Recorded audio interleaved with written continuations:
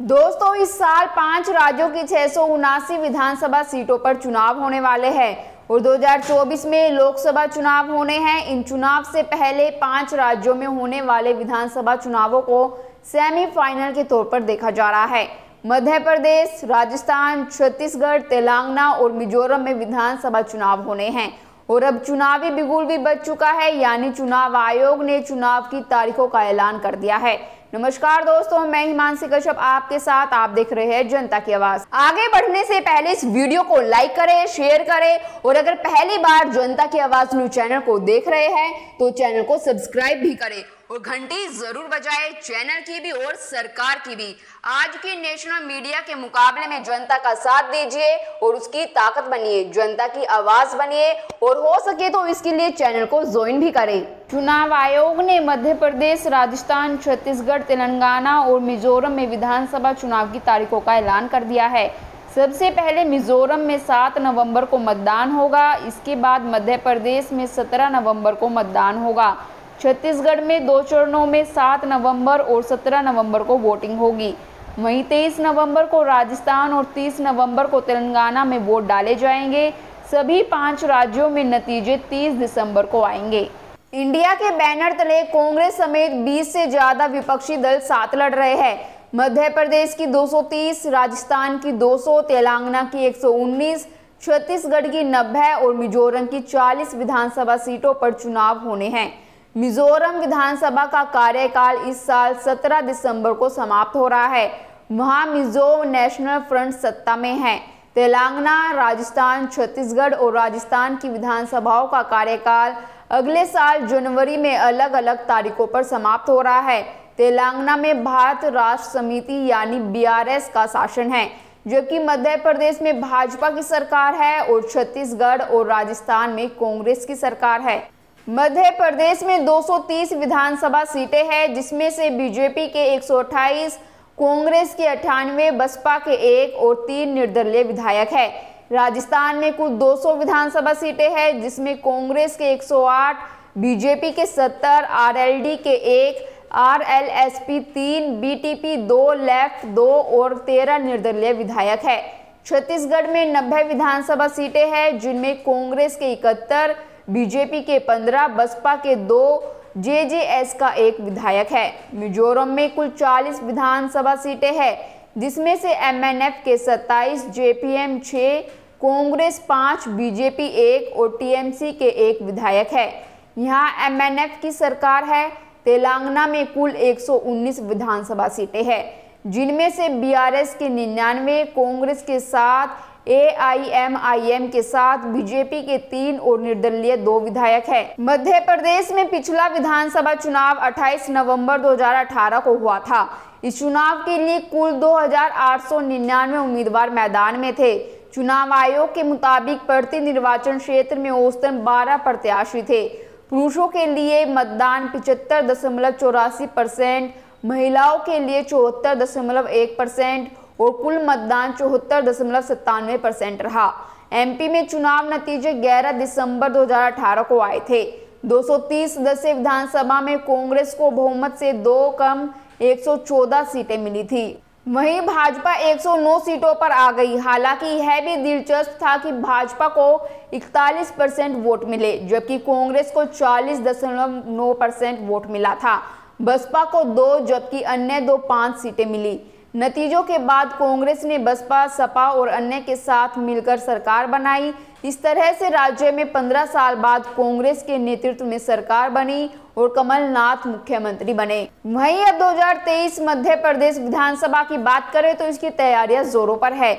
इस बीच राज्य में मतदाता सूची का अंतिम प्रकाशन कर दिया गया है। इसमें करीब 17 लाख मतदाता बढ़े हैं। प्रदेश में सामान्य मतदाताओं की संख्या 5,60,60,925 हो गई। इसमें पुरुष मतदाता 2,88,25,607 और महिला मतदाता 2,72,33,945 और थर्ड जेंडर 1,373 है।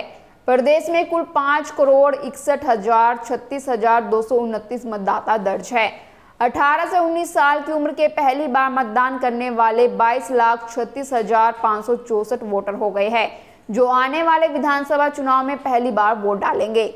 वहीं 80 या इससे अधिक उम्र के मतदाताओं की संख्या 6,53,640 है।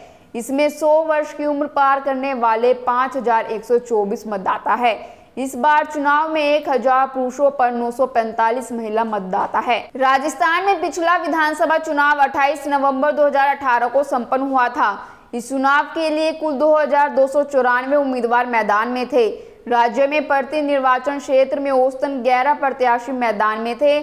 पुरुषों के लिए मतदान 73.49%, महिलाओं के लिए 74.67% और कुल मतदान 74.6% रहा।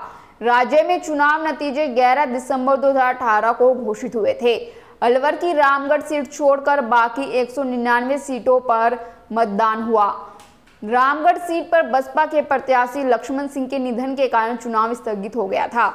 इस चुनाव में कांग्रेस ने भाजपा को पटकनी देते हुए 99 सीटें जीती। इसके साथ ही प्रदेश में हर 5 साल में सत्ता परिवर्तन का रिवाज कायम रहा। भाजपा को 73, मायावती की पार्टी बसपा को 6 तो अन्य को 20 सीटें मिली। कांग्रेस को बहुमत के लिए 101 विधायक की जरूरत थी। कांग्रेस ने निर्दलीयों और अन्य की मदद के जरूरी आंकड़ा जुटा लिया। इसके साथ ही राज्य की सत्ता में वापसी की और अशोक गहलोत मुख्यमंत्री बने। अब 2023 राजस्थान विधानसभा की बात करें तो इसको लेकर तैयारियां तेज हो चुकी है। इस बीच राज्य में मतदाता सूची का अंतिम प्रकाशन कर दिया गया है। अंतिम सूची के अनुसार प्रदेश में 5,26,80,545 मतदाता पंजीकृत किए गए हैं। इनमें से 2,73,58,627 पुरुष और 2,51,69,422 महिला मतदाता शामिल हैं। मतदाता सूची में 80 से अधिक आयु के 11.78 लाख मतदाता और 100 वर्ष से अधिक आयु के 17,241 मतदाता पंजीकृत है।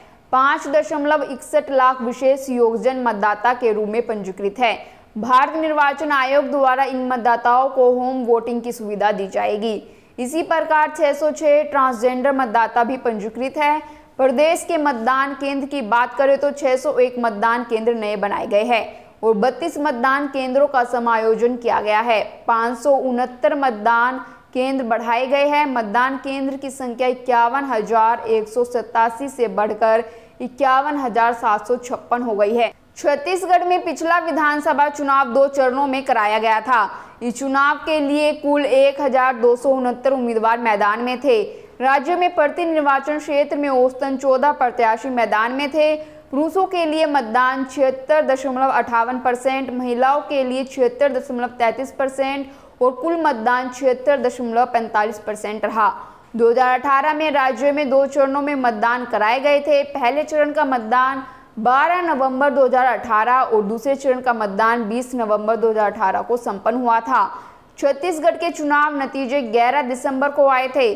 चुनाव नतीजे आए तो 90 सदस्यीय विधानसभा में कांग्रेस को 68 और भाजपा को 15 सीटें मिली। जनता कांग्रेस छत्तीसगढ़ जे ने 5 सीटें जीती थी और 2 सीटें बसपा के खाते में गई थी। अब 2023 छत्तीसगढ़ विधानसभा की बात करें तो इसको लेकर तैयारियां तेज हो चुकी है। मतदाता सूची के अनुसार राज्य में कुल 2,03,60,240 मतदाता है। इनमें 1,01,20,830 पुरुष मतदाता, 1,02,39,410 महिला मतदाता और 790 ट्रांसजेंडर मतदाता शामिल है। तेलंगाना में पिछले विधानसभा चुनाव 7 दिसंबर 2018 को हुए थे। इस चुनाव के लिए कुल 1,821 उम्मीदवार मैदान में थे। राज्य में प्रति निर्वाचन क्षेत्र में औसतन 15 प्रत्याशी मैदान में थे। पुरुषों के लिए मतदान 72.90% और महिलाओं के लिए 73.46% और कुल मतदान 73.37% रहा। मतदाता केंद्रों की संख्या 32,814 थी। 2018 में राज्य में 7 दिसंबर 2018 को चुनाव संपन्न हुआ था। तेलंगाना के चुनाव नतीजे 11 दिसंबर को आए थे। इस चुनाव में 119 सदस्यीय विधानसभा में बीआरएस को 88, कांग्रेस को 19, आईएमआईएम को 7, टीडीपी को 2, भाजपा को 1, एआईएफबी को 1 सीट मिली थी। इसके अलावा 1 सीट पर निर्दलीय प्रत्याशी को जीत मिली थी। मिजोरम में पिछले चुनाव 28 नवंबर 2018 को हुए थे। इस चुनाव के लिए कुल 209 उम्मीदवार मैदान में थे। राज्य में प्रति निर्वाचन क्षेत्र में औसतन 5 प्रत्याशी मैदान में थे। पुरुषों के लिए मतदान 78.92%, महिलाओं के लिए 81.9% और कुल मतदान 80.3% रहा। मतदान केंद्रों की संख्या 1170 थी। इस चुनाव में 40 सदस्यीय विधानसभा में MNF को 27 सीटों पर जीत मिली थी। कांग्रेस ने 4 सीटें जबकि भाजपा को 1 सीट पर विजय मिली थी। इसके अलावा 8 सीटों पर निर्दलीय प्रत्याशियों को जीत मिली थी। मिजोरम में इस बार 1276 मतदान केंद्र हैं। लोकसभा चुनाव पर इन चुनावों का कितना प्रभाव पड़ता है ये तो वक्त ही बताएगा। आपकी क्या राय है हमें कमेंट कर जरूर बताएं और बाकी खबरों के लिए देखते रहिए जनता की आवाज।